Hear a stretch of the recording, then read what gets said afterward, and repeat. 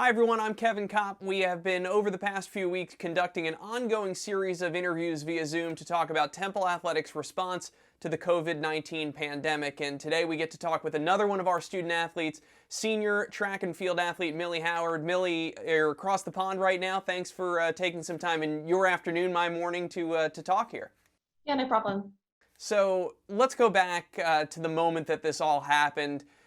Obviously, just about the worst time imaginable if you're a track and field student athlete. You're coming off of the American Athletic Conference Championships where you had a terrific individual performance, a couple of medals.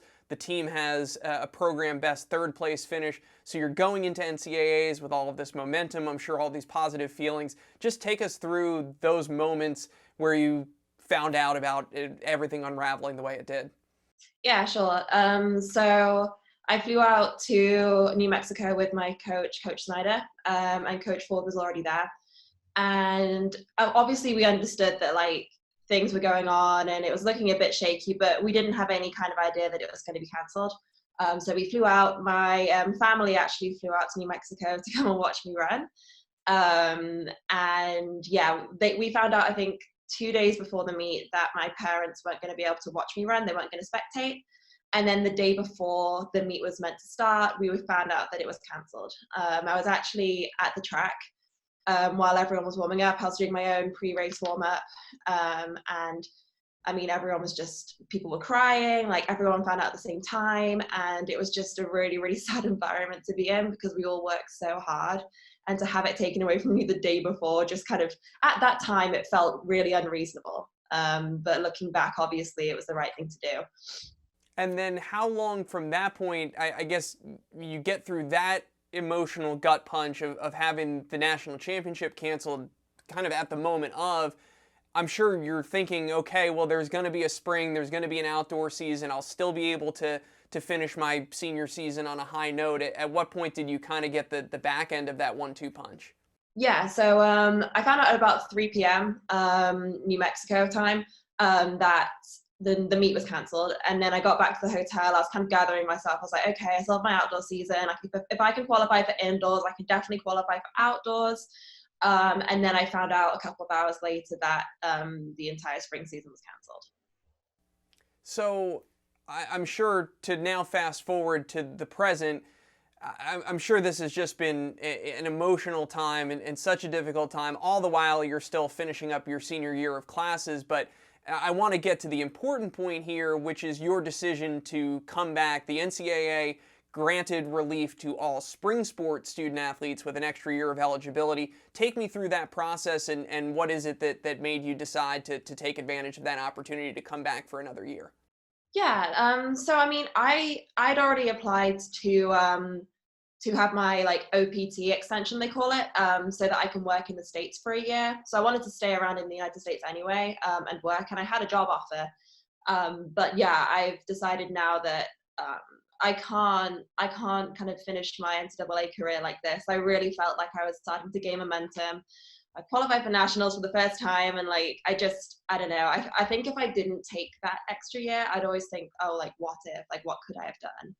I also kind of thinking pragmatically as well, like it's a really scary time to be entering the job market.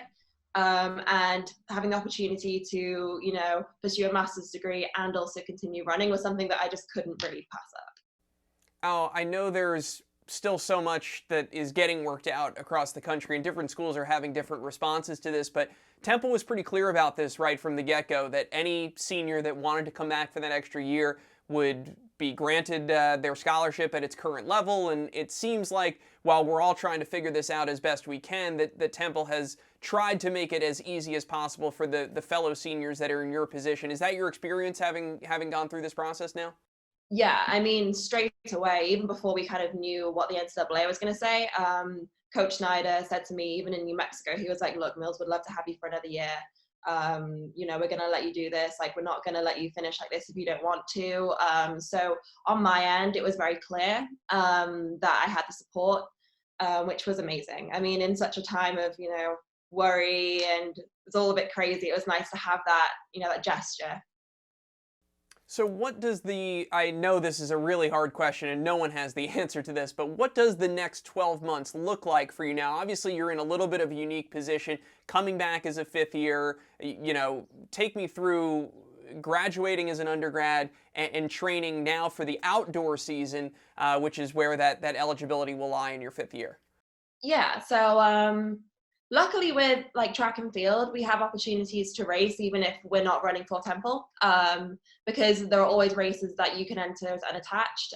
So I probably won't enter any cross-country races. It's not my favorite thing to do, but I'm sure during indoor season I'll head up to Boston or go to one of the meets in New York and just enter unattached.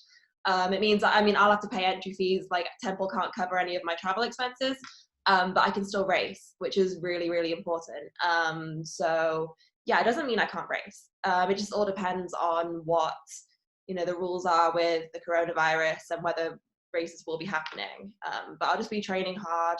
I love running, so it's not hard for me to keep going. Well, to that end, we've talked about the uncertainty. What does life look like for you right now? Obviously, first and foremost, just your health, your safety, the well-being of your family, and then on top of that, just what are you able to do, if anything, training-wise right now?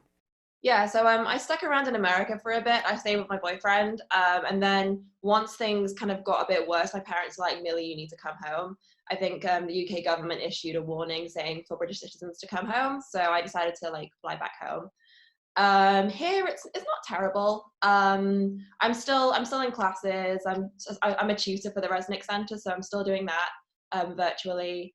And in the UK, you're allowed to leave home for one exercise a day. So that's been the one kind of like I've struggled with that a bit because I often run twice a day. And I've only been allowed to run once. So I've been doing like my main session, I've been running that and then just using the bike indoors. But generally, I'm just staying safe, being cautious. I've got my granddad living with us, so we need to be extra careful with him. But on the whole, like I'm okay. It's just, everyone's in the same boat. Well, you mentioned classes in there, and as we're speaking, I know finals are about to happen. Probably by the time folks are watching this interview, we'll be in the middle of finals. I would be remiss if I did not brag on your behalf that even though the NCAA didn't hold its championship, the Elite 90 award is given out at the site of each of the 90 NCAA championships to the athlete in that field with the highest GPA, and you were honored by the NCAA with your 3.98 GPA. So that recognition, has that even, amidst everything else going on, have you had time to reflect on that, what a huge honor that is? Yeah, definitely. Especially because, it's any NCAA's athlete dream to compete in the NCAA finals and the championships. And it's hard enough to qualify for indoors because it's only top 16 in the nation. So qualifying for that in itself was a huge achievement. But then I think then on top of that, to win the Elite 90 award, it just kind of like, it made it a little bit sweeter, even though I couldn't run. Well, Millie, best of luck to you as you navigate this right now. And I can say for all of us around Temple, somewhat selfishly, we're lucky to get to see you compete for another year, and we're really looking forward to seeing you go out the right way. Thank you so much, Kevin. Thank you.